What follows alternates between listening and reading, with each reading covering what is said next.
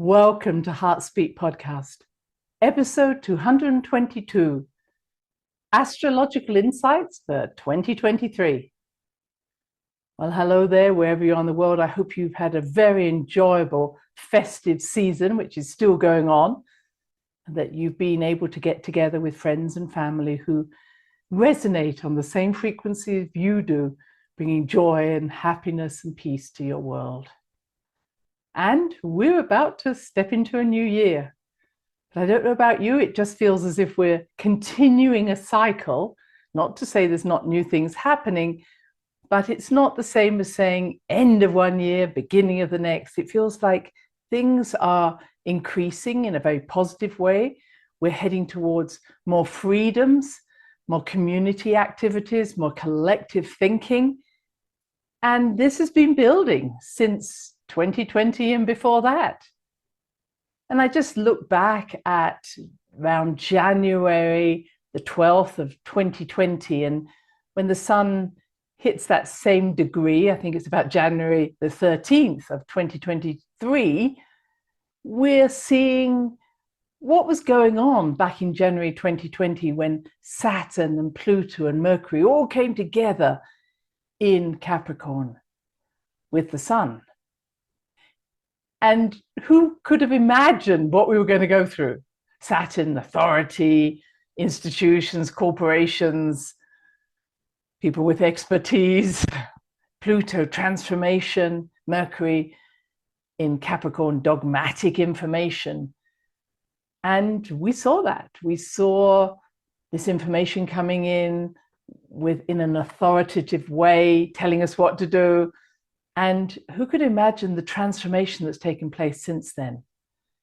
I, like many of you, I'm sure, have seen a great awakening happening, not a restriction, a shutdown. It was almost as if because of being cocooned or stuck into a bubble or locked down, there was this deeper awareness of saying, well, what is it that I want out of my life? What is the freedom I want? And I've talked about this quite a lot, that I've seen so many beautiful butterflies emerging from the pupa after being locked down, people taking responsibility for their lives, taking ownership of their bodies, saying that's not what I want, or I do want this. But it's no longer about being sheep that is following one direction. It's more about individuality. And we're going to see much more of this as we head into 2023. And I was reading this morning about the tragic circumstances in China at the moment, where they've dropped all their restrictions of lockdowns and not allowing people out of their buildings, which was devastating in its own right. But now they're seeing huge amounts of COVID. Their hospitals are overwhelmed by the amount of people who need help. And it just shows that lockdowns actually do not work long term, because that's what China wanted. They wanted to see if they could have zero COVID. And instead, what they didn't get was herd immunity. They did not let the generalized population spread this, develop natural immunity and build the strength from that. And so they at the moment are going through this horrendous situation that we probably saw back in 2020, 2021. But we're moving on from those times, and I think it's just sometimes good to reflect, and I'm going to be reflecting back on some of these major events that are happening now, and certainly for the first 6 months of 2023. Now, before we get into 2023, we have Mercury going retrograde today, which is a great thing in Capricorn, and we also have Pluto at the end of Capricorn, so they're right next to each other, and we have Venus there. So if we just take the Venus-Pluto conjunction, which is at the end of this year, you may find that you are wishing to transform your relationships. Venus is about relationships, Pluto transformation. You may find that there's some very intense energies in your relationships, maybe very passionate, or that you may find that there's an intense communication because Mercury is also there. So just be aware of that. There's a sort of intensity, passion to your relationships. At the same time, Venus also rules Taurus, which is connected to money and food and the nature. So we may see something happening around any of those areas where there may be a lack of food, or certainly that's been happening for many around the world, or we may see changes within the environment, but we also may see money shifting or some instability in the money markets over this time. Of course, many people, including myself, have talked about that for maybe a few years, saying something's going to happen, the markets will have to change. Whether that's going to happen this year, in the next few months, I don't know, but Pluto is still working on institutions that tend to hold that money and not necessarily allow it to be distributed to those that need it. And I think we're seeing that around the world, where huge budgets are being created, but most people never see the like of it. And that has to stop. So we have that happening. Now, at the same time, Mercury going retrograde, we always relate to computers going off, or travel being disturbed, or communication not being adequate. And of course, many of you have been suffering from that because of snowstorms, flooding, heat, or wherever you're living in the world. There's a lot of disruption to communication, simple travel, far travel, and the ability to move around. And part of that is Mercury and Pluto being together right there conjunct at the end of Capricorn.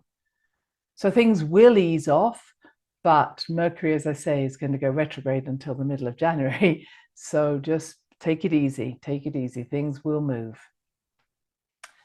The next thing I want to say is that we are moving into January, and in the middle of January, and I'm going to just make sure I could check on my notes here because there's a lot of dates going on.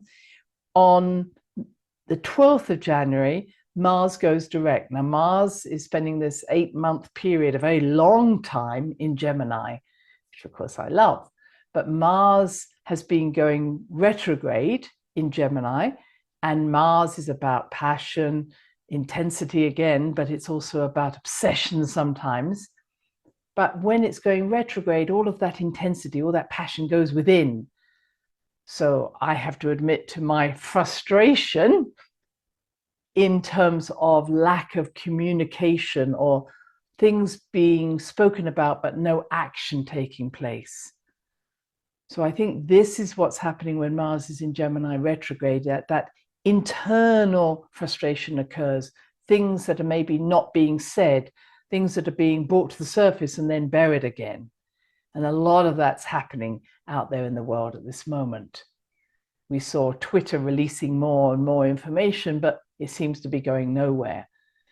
Whether you want it to go somewhere or not, up to you, but information has to expose or inform, bring us information, and in that informing brings changes.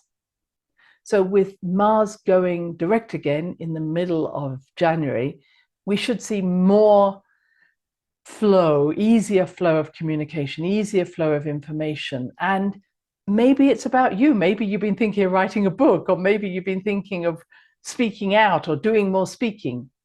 Gemini, speaking, writing, thinking, reading, listening, all of those qualities.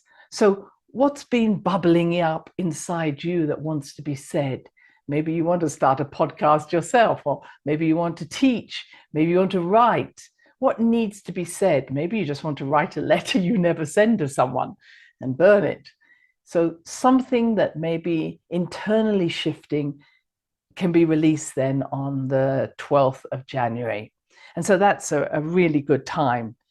And especially since between the 12th and then the 18th, Mercury goes direct again, thank goodness. So Mercury, again, related to Gemini, rules Gemini.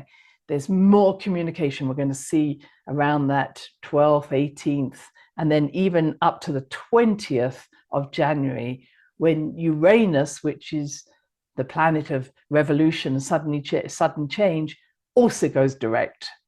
So every planet is going to be going direct by the 20th of January. And that means let's move forward. Let's motivate ourselves. Let's not keep digging back into the past, but even if we've been digging in the past, let's bring the information, the wisdom that we've received into the future. Where are we going? What's going on? So I think around that January 20th is going to be very significant. New changes, revolution, communication, And we are already seeing revolutions happening across the world. We're seeing it in Brazil, in Peru. We're seeing it in countries where they're not happy with what's happening. We're seeing it in England. We're seeing it in Netherlands. I think we're going to see far more communication, not just about talking about it, but bringing together people where they can have more than just a discussion, that there is actually bringing thoughts into action. And I feel that that is not just going to be about protests, although I'm all for that. There's something more going to happen. And I think it's going to be a collective movement. It's going to be truly people coming together and deciding on a collective action that is going to be enhanced by, as I'm going to talk about, Pluto going into Aquarius. What is it that we are doing collectively to change the information that's coming to our children, coming to our churches, coming to our religions, coming to our politicians? Communication has to now shift, and it cannot be blocked by those who have a problem with their own level of security with their own information. Why do I say that? Is that if someone has to shut down someone else's communication or opinion, it means that their own opinion is very insecure. So if you have to shout me down and say that's wrong or call me names, it's really a problem for you, not for me. So I would say to you, why do you have so much problem with my ideas? Are you so unsure of your own that you have to do that? And I used to hear that when my teaching, and I'm just saying that in the past, I remember people coming to my classes and saying, oh, my partner, often a husband, if I've got to be honest, is often saying, you're not going to go and do that silly thing again, or why are you doing that, or that's a waste of time, or that's woo-woo, or whatever. And these brave individuals will say, well, actually, this matters to me. I'm going to do this. This helps me in my own healing. But what always interested me was, why does that individual, whether it's a partner, a family member, a friend, have to put your ideas down? Why are they so threatened by someone else's ideas? And it really made me understand that when someone steps away from the common information, the common way of thinking, boy, does it threaten others. And it doesn't necessarily threaten them because it's a new idea. It threatens them because they're now questioning their old ideas. And I think that's what's happening. If you're so secure in what you know, you don't have to put someone else down. And I feel that's what's happening. And so that's going to expand itself.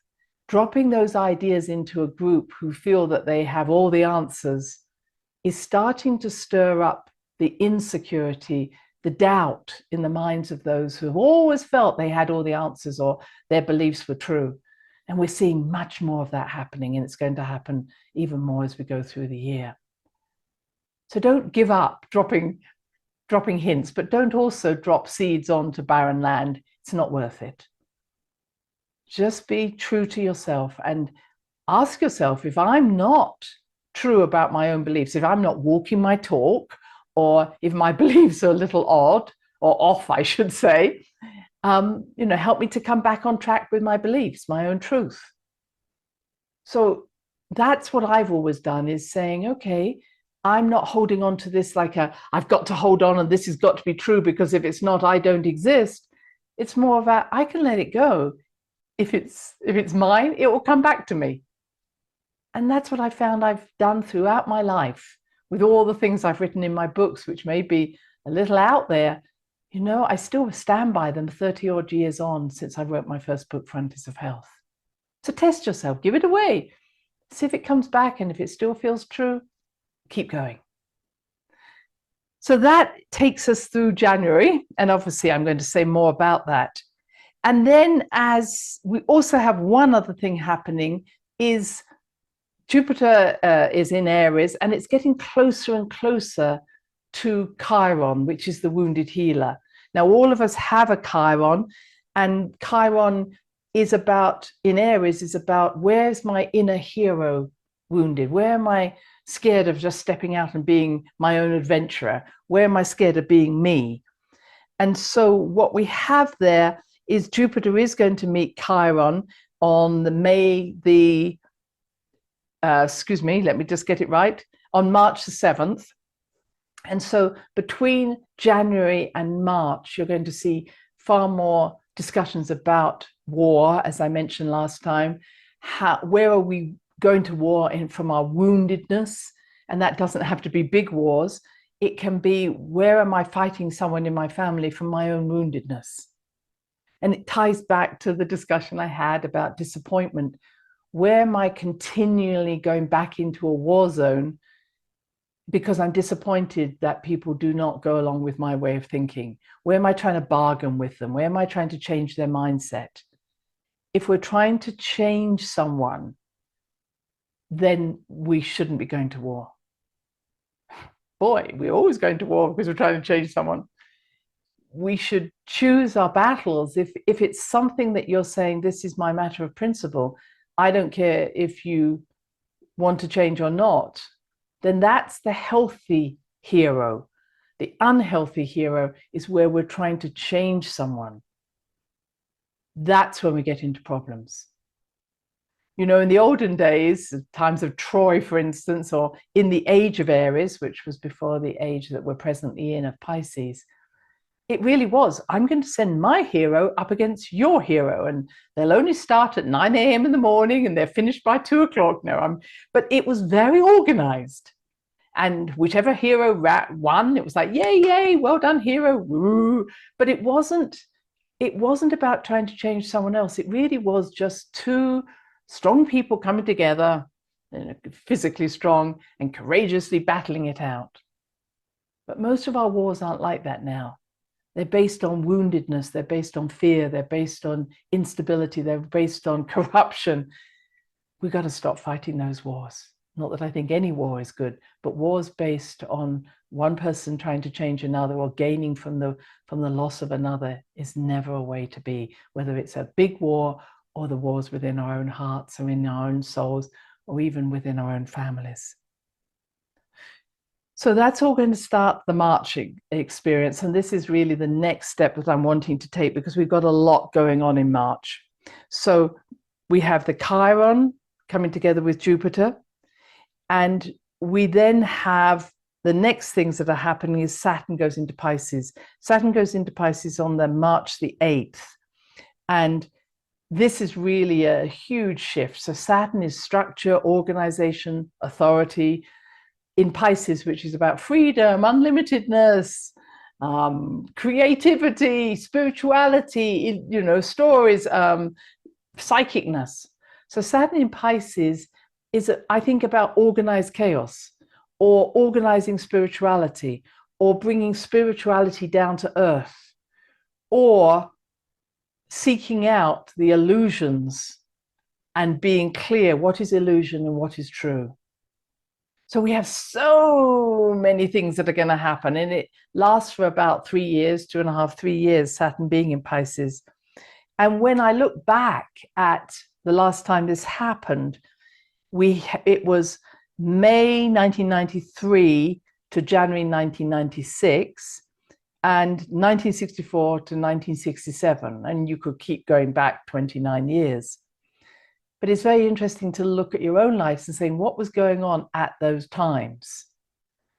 And I feel that what was going on at those times were these times where it really was, wars were happening. We had the Bosnian War, we had polarized wars, we had cults coming in at those times. There's a belief around space travel, certainly going to the moon, other things. And I think also a belief in ETs. So what am I saying? I think the potential is of increased space travel, increased open contact, as we would say with ETs, increased information about ETs.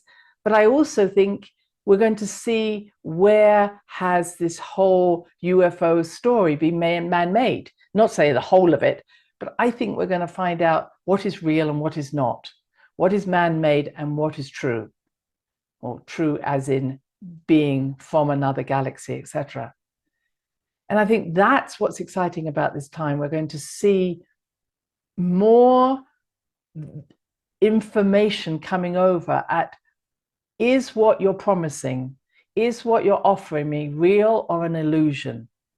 And that has no need to look at anything like just spirituality, although I think that's going to be up. Is this a cult? Is this taking me somewhere? Or are you just lining your own pockets? So I think we're going to see a lot of that happening. But we're also going to be looking at anybody who's giving information out or that is illusionary. And again, I can come back to people who say it's safe and effective, or it's these sort of mind games. So I think we're going to start to be more aware of the mind games, mind control.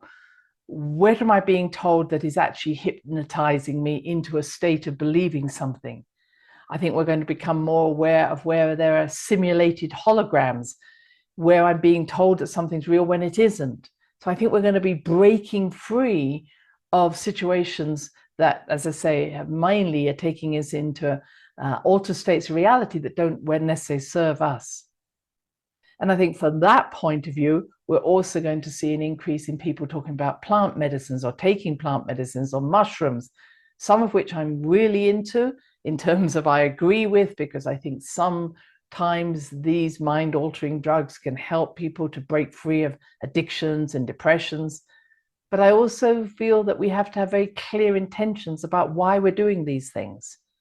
If you're telling me I'm going to be a better person because I'm doing this, or a more spiritual person, then it's probably illusion. If you're going to tell me that it's going to help me in a very concrete way, Saturn, then I'll go for it. So I think that's what's really important. Asking ourselves, is what I'm doing, my rituals, my meditations, is it actually a very concrete way which is changing the foundation of who I am and how I live? Or am I just escaping? Am I just drifting out of my body? So I feel there's going to be more talk about rooting and grounding and intention and clarity, which is really good. Because I feel this is an extraordinary time of ascension, of awakening. So don't get me wrong, but it's not when we're out of our body, it's when we're in our body that the greatest transformation will take place. Now, just to finish with Saturn, Saturn in Pisces was also a time where we could see wars develop in a polarized way. Go to war, for instance, the Bosnian War, the Serbian War. This was one group against another. People with very dogmatic points of view or illusionary points of view going at war against each other. We have that going on anyway at this present time. But I think we need to be watchful of those who are just warmongers, who are going to set one group up against another and say, no, I'm not doing that. I need to meet those people, as I've mentioned before, and find out who they are. And why I feel this is important to understand is over the next few years, probably not next year, but 2024, 25, 26, where we have more contact with our star beings, our star family, there is going to be an effort to try and see these as the enemy that we're going to go to war against. So anybody who's different from us must be an enemy. So that's also, as I say, Saturn is going into Pisces in March and will stay there, I think, round to January of 2026. So just be mindful that this period of time is going to we'll have more open contact with ETs, but not to see them as the enemy, because that's what we're going to, the illusion that will be played out. And finally, I think I just want to say that the other big event, maybe two big events. One event is that through the year, we'll be seeing a change in this sort of North Node, South Node axis that you may know has been in Scorpio and Taurus. We've been having eclipses in Scorpio and Taurus. And over the year, it will start to shift also into Aries and Libra. Now, that doesn't have to bother you too much, but Scorpio and Taurus are kind of heavy, going deep into ourselves.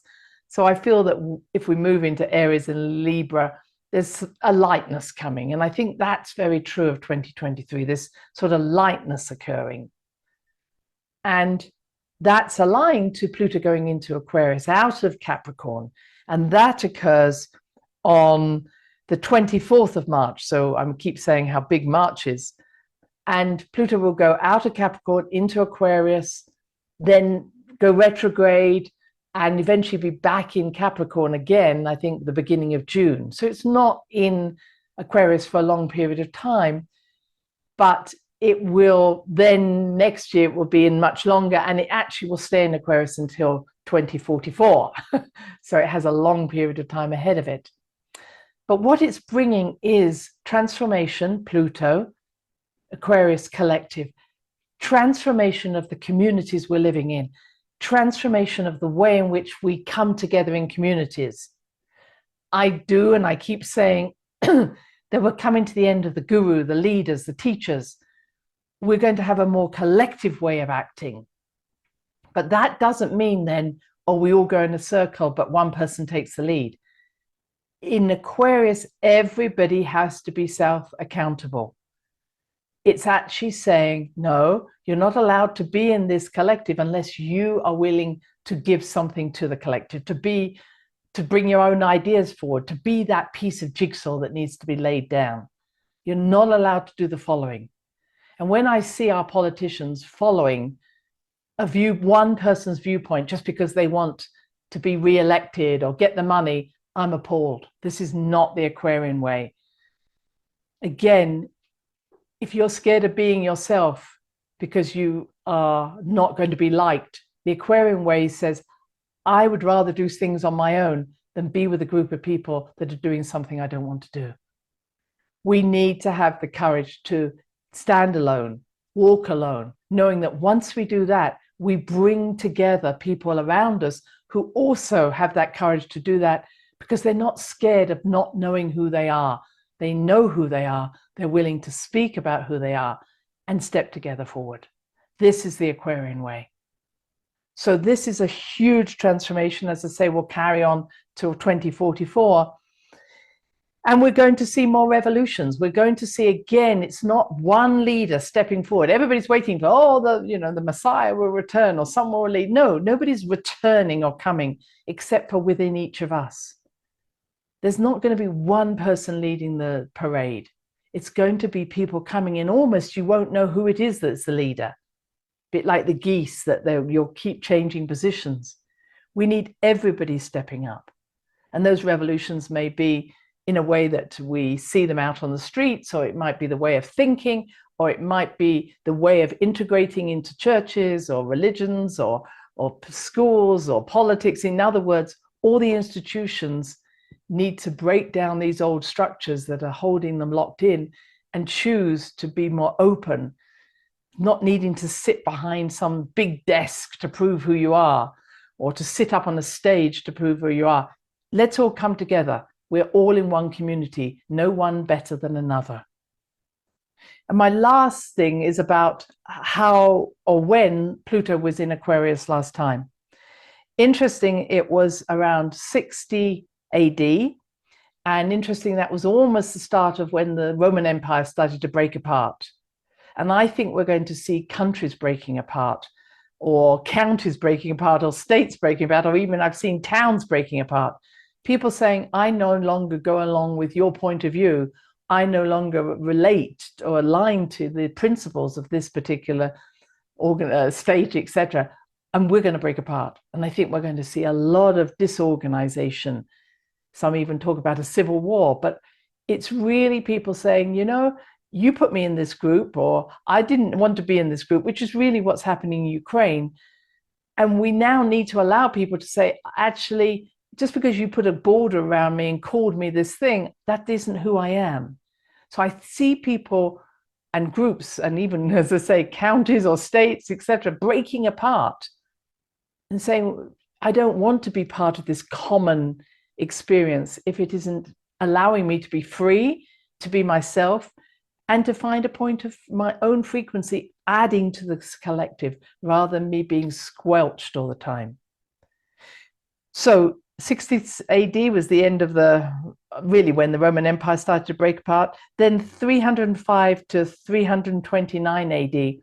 And this was the time of the Nicene agreement, where the Christian community came together and decided which parts of the Bible they would throw out and which parts they would leave in.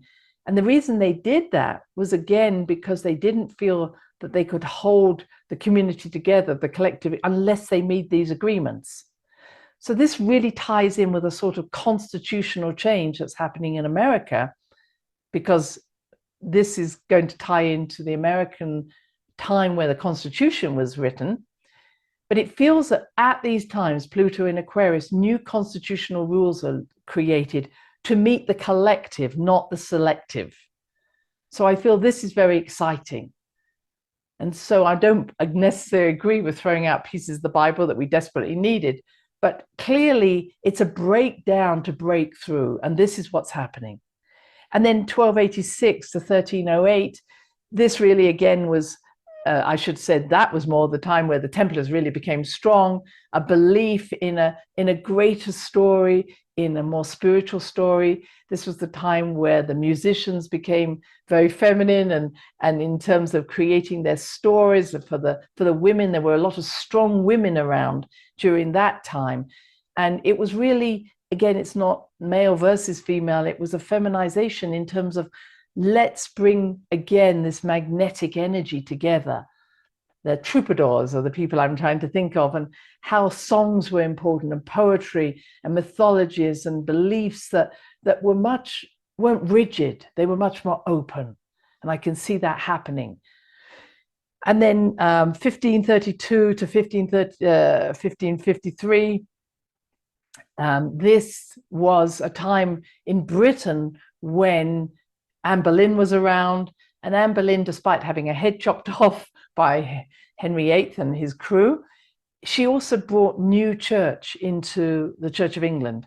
And obviously there wasn't a Church of England before that. It was the creation of the Church of England and leaving of Rome. So she was the one that brought new ideas in. And I think there's a theme here about the feminine coming in. And I should have said back in 60 AD, it was a time of Queen Boadicea, or Boudica, as we might call her in England. And again, this feminine energy coming through as a leader, willing to take the lead. And that's really what Anne Boleyn did, losing her head in the process. And then 1777 to 1797 was the last time, and that was the time when the Constitution of the United States was created. But also great revolutions took place, again with a strong feminine energy coming through. So I'm excited by what's coming. I feel it's not about feminine leaders. It's about the feminine energy of collectiveness, of community, of oneness, of inclusion, and recognizing it's not about the Piscean way of fight anybody who doesn't look like us. This is about let's meet each other, let's spread our wings, male or female, and find out who people are, but everybody has to come to a similar level. And I look forward to seeing you next year in the new year, and a very happy new year, and a happiness with your friends and family and loved ones and your pets, and knowing the spirit world is so close to us at this time, helping us to actually expand our horizons because it's time. Until next time, bye-bye. Thanks for listening to the HeartSpeak podcast with Dr. Christine Page. Please check out all HeartSpeak episodes in the podcast archive section on www.christinepage.com. HeartSpeak is also available on iTunes, Spotify, Google Podcasts, Sticher Radio, and now playing on Amazon Music and iHeart Radio. You can also watch the archive podcast on Christine's channel, on YouTube, and now on Rumble. Connect with Christine on Instagram, LinkedIn, and Facebook, including her newest Facebook group, The Great Mother Calling. Do share with family, friends, colleagues. Join us next time for another edition of HeartSpeak.